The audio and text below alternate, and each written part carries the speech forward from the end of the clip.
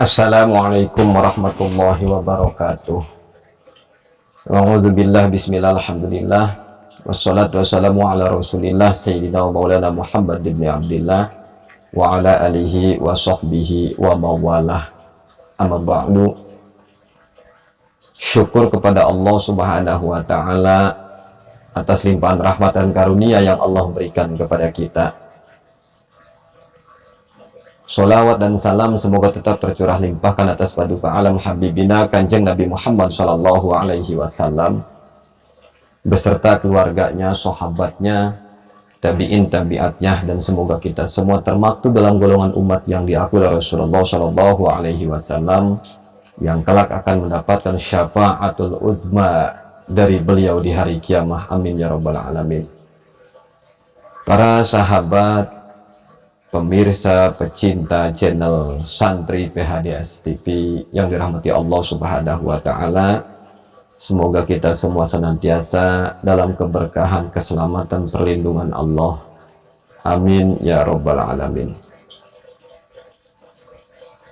Sayyidina Anas radhiyallahu ta'alaan meriwayatkan satu hadis dari baginda Rasulullah sallallahu alaihi wasallam. Ini termaktub dalam kitab Durratun Nasihin halaman 23. Ini saya pegang kitabnya ya. Dawuh Rasulullah, lama khalaqallahu ta'ala al-ardo, ketika Allah subhanahu wa ta'ala telah menciptakan bumi, taharrokat, bumi ini bergetar, bumi ini berguncang, maka khalaqal jibala, kemudian Allah menciptakan beberapa gunung, pawadhu'aha, dan gunung-gunung itu ditempatkan di atas bumi ini. Sehingga fastaqarrat, bumi ini tidak berguncang lagi. Bumi ini tidak bergetar lagi. Karena sudah ada gunung sebagai pakunya bumi. Fata'ajabal malaikatu, maka malaikat semua kagum. Begitu hebat gunung-gunung ini. Bumi yang tadinya berguncang, bumi yang tadinya bergetar, bergerak terus. Ketika Allah ciptakan gunung, Allah tempatkan gunung di bumi ini, maka bumi ini pun berhenti bergetar, berhenti berguncang. Lalu malaikat bertanya, wa qalu ya Rabbi hal min khalqika syai'un asyaddu minal jibali? Wahai Tuhanku, apakah ada sesuatu yang lebih kuat daripada gunung? Qala, Allah menjawab, na'am al-hadid. Ya, ada. Ada yang lebih kuat daripada gunung. Apa? Al-hadid, yaitu besi. Sehebat apapun gunung, sebesar apapun gunung, setinggi apapun gunung, kita lihat sekarang. Banyak gunung-gunung habis digusur dengan alat-alat berat, dihancurkan dengan alat-alat berat. Gunung kalah dengan besi. Lalu malaikat pun bertanya, qalu ya Rabbi hal min khalqika syai'un asyaddu minal hadid? Wahai Tuhanku, apakah masih ada dari makhlukmu yang lebih hebat, yang lebih kuat daripada besi? Qala, Allah menjawab, na'am, masih ada.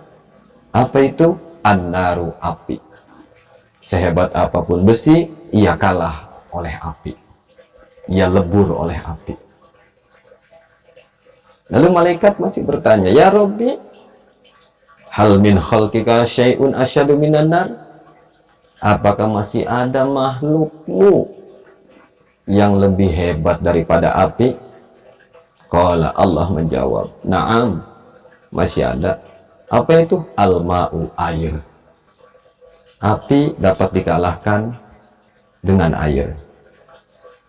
Malaikat pun bertanya, ya Rabbi, hal min khalqika syai'un asyadu minal ma'i? Wahai Tuhanku, apakah masih ada makhlukmu yang lebih hebat daripada air, lebih kuat daripada air? Qala, Allah menjawab, na'am, ya. Apa itu? Ar-rih, angin. air dapat dikalahkan oleh angin. Angin bisa membawa air. Faqalu ya Rabbi hal min hakika syai'un asyadu binarri. Malaikat pun bertanya lagi, wahai Tuhanku, masih adakah makhlukmu yang lebih kuat, lebih hebat daripada angin? Qala, Allah menjawab, na'am, iya. Apa itu? Ibnu Adam yatasaddaqu shadaqatan biyaminihi yakhfiha an shimalihi fahuwa asyaddu minhu. Ini jawaban yang luar biasa. Apa kata Allah ketika malaikat bertanya, ya Allah, wahai Tuhanku, apakah masih ada makhlukmu yang lebih hebat daripada angin? Allah menjawab, anak Adam, keturunan Adam, manusia, yang mana ia bersodakoh, ia mengeluarkan sodakoh dengan tangan kanannya, sementara tangan kirinya tidak tahu. Artinya apa? Orang yang tulus bersodakoh, ikhlas ketika mengeluarkan sodakoh, ini lebih hebat daripada angin, lebih hebat daripada air, lebih hebat daripada api, lebih hebat daripada besi, lebih hebat daripada gunung. Ini luar biasa. Sodakoh mampu mengalahkan segala. Dan ketika kita melakukan sodakoh, jangan pernah kita berharap balasan dari siapapun. Dan yang kedua, ketika kita bersodakoh, dari harta yang kita keluarkan, maka kita niatkan lillah, billah, rasul, bir rasul. Tulus karena Allah, tidak mengharap balasan dari manusia, dan juga tidak mengharap balasan dari Gusti Allah. Maka yakini, jangan pernah takut miskin karena kita mengeluarkan sodakoh.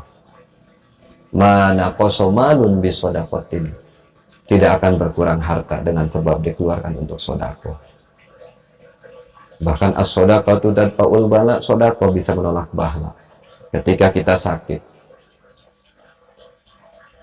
kita sudah berobat kemana-mana, medis, non medis, tabib, paranormal, ahli-ahli hikmah, namun belum juga kunjung sembuh, maka kuncinya keluarkan sodakoh. Mohon kepada Allah, sebab berkahnya sodakoh, Allah berikan kesembuhan.